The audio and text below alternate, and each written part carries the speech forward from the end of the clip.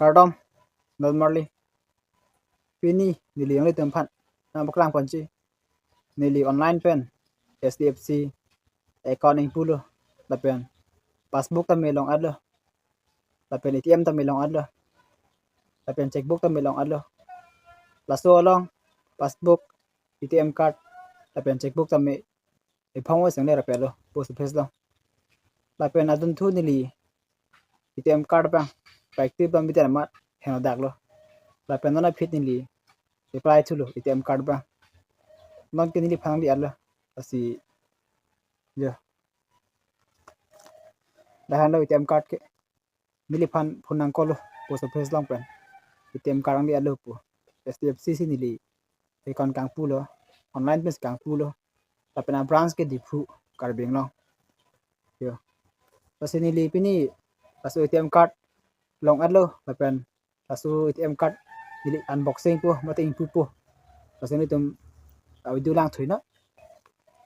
nó hack pu ha anh cái hack po yo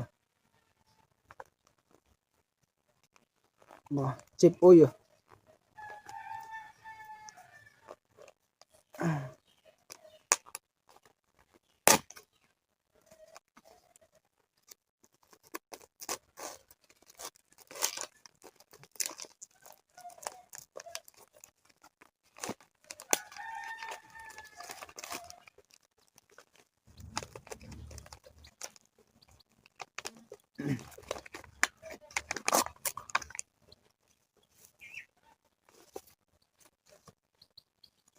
jo non cái cả lo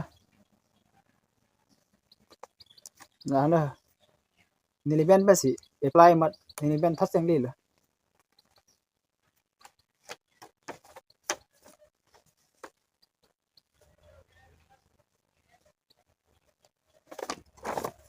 yo ATM card lo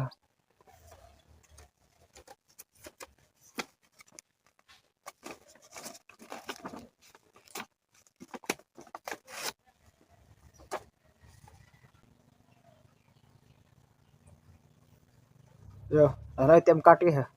hack lo ini bangke ATM card ang kele la bang so video si nili anu tum phan na pakla pon lo lasi anu tum tami SDFC account ma ke online pening pura chaklo SDFC branch ke di pura mi dulo lakili tum adim lo karbing long lo ate mi thang adim lo lasing tum tami